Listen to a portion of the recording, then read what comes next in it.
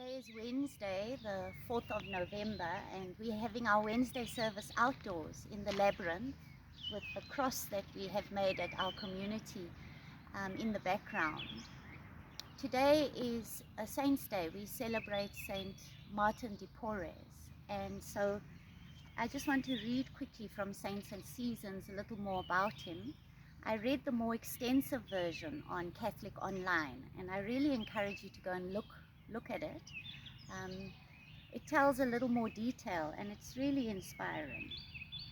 So Martin de Porres was a religious in 1639. He was born in Peru in the 16th century, the son of a Spanish settler and an Indian woman.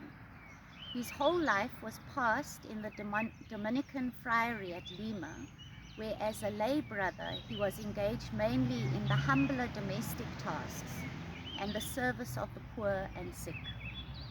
His concern for animals was unusual for his time, embracing even vermin in his protective care.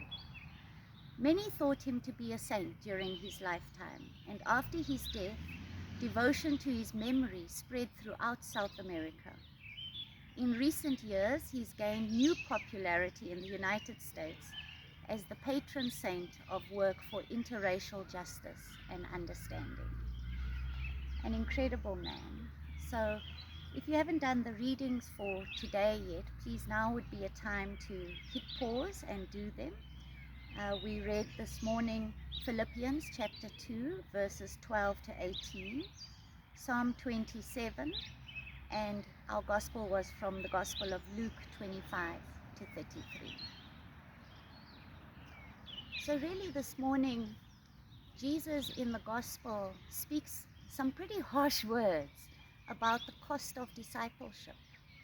The crowds have begun following him, and as he looks on them, he says, if you do not hate your brother, your sister, your mother, your father, even your own life, you cannot be my disciple. If you do not leave everything you have and follow me, you cannot be my disciple. And if you don't take up your cross daily and follow me, you cannot be my disciple. And as I was meditating in preparation for the sermon, I thought, actually, it sounds harsh, but in fact, Jesus is speaking a deep truth, that the way of discipleship, the way of the cross, requires a full commitment. And praise be to God for God's grace, because I know in my own life that commitment grows over time. It's something that when we come to Christ, we're really excited about it, we embrace it, but the cost of what that really means to who we are called to become is everything. We are called to surrender everything to God. And part of the reason I was so inspired by Martin de Porres and his story is that it's that story of giving everything over for God, for the love of God, for the joy of serving God.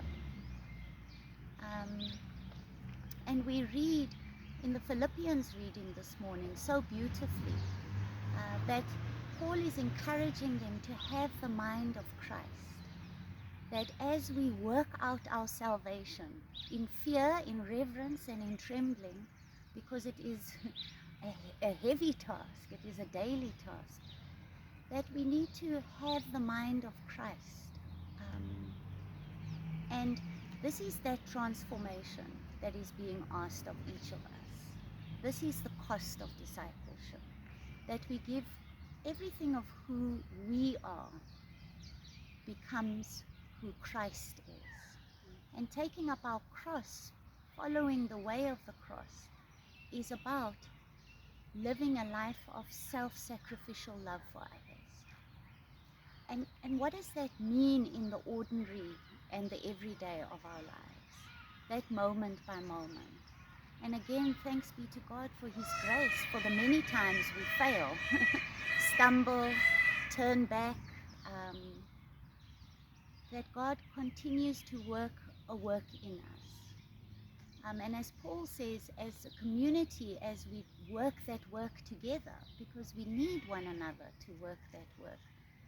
So we become transformed, and we shine as a light in a perverse and crooked generation.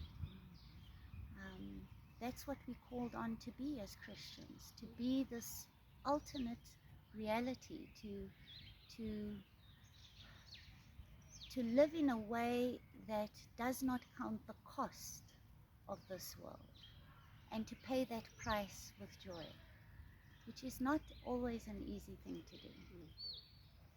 So I wanted to end with something from the Catholic Online about Martin de Porres, because I think it just shows the extent to which your response to life just becomes something very different as you are transformed by God's grace. It says that during an epidemic in Lima, many of the friars of the convent of the Rosary became very ill. Locked away in a distant section of the convent, they were kept away from the professed. However, on more than one occasion, Martin passed through the locked doors to care for the sick. However, he became disciplined for not following the rules of the convent. And listen to his reply. He says, "Forgive my error, and please instruct me, for I did not know that the precept of obedience took precedent over that of charity." And then he was given full liberty to follow his heart in mercy. Listen to his response. Instead of fighting, he says, "Forgive me and please instruct me, for I did not know the precept of obedience took precedent over the precept of charity." And so may we too find ways to inhabit the mind of Christ, allowing Christ to inhabit us. In the name of Christ. Amen. Amen.